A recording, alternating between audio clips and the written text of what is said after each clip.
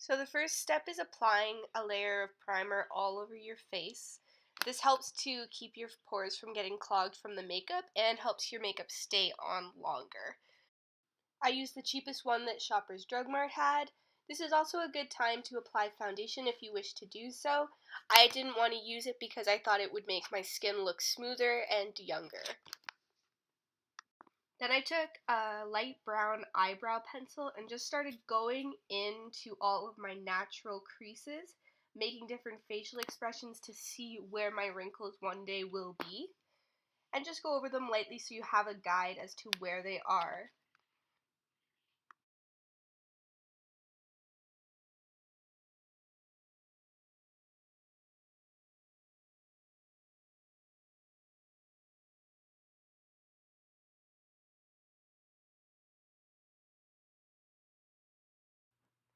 I then started to add in lines that I don't actually have yet, such as on my cheeks and branching out from my nose. I tried not to go crazy with them, try making them shorter as opposed to longer and more staggered and crisscrossing.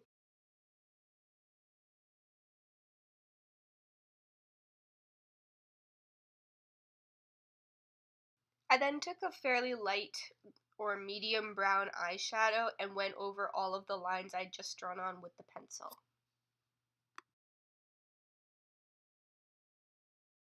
I put much more of the brown eyeshadow around my eye and in my eye sockets to make my eyes appear almost more sunken in and tired looking. Because we all know that when we get old, we're tired of all that bullshit.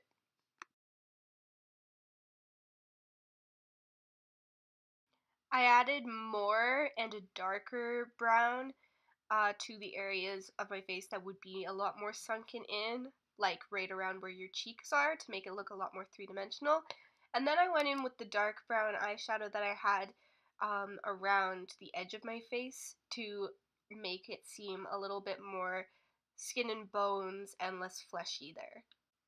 If you're going to be doing your neck, you're going to want to suck it in different ways to try and show your throat and your all your different muscles that are in there, because that's what you want to be drawing on and drawing darker, because your skin sinks in as you get older and you want to get that sort of effect.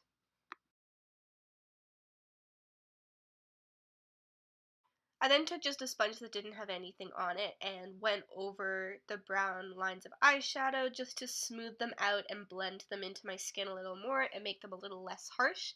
Because this is for theater and not for film, you want it to be quite dramatic, as the audience is going to be very far away from you, but you also don't want it to look like lines you painted on your face. So you really have to find that sort of balance. Usually it's better to do not quite enough than to do too much, I think.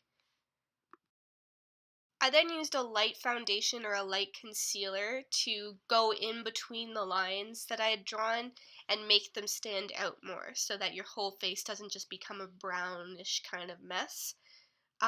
This really helped to accent where the wrinkles actually were, and I used my fingers to just sort of blend in the lighter areas with the darker wrinkle areas.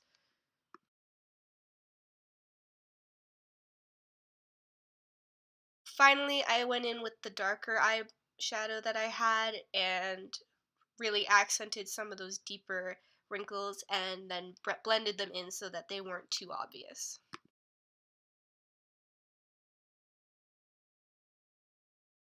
Some of the areas where you may want to go a bit darker is underneath the bags under your eyes, if you have any. I happen to have some already. And to go in at your temples a little bit, it just helps make your face look more hollowed. Then I just took a translucent or a light face powder and went over everything, and it helped to blend in all of the lines that I had and protect it so that it wouldn't go anywhere. This is also the time to use a setting spray if you have one, especially if you're going to be on the theater and sweating under all those hot lights. And there's the final look.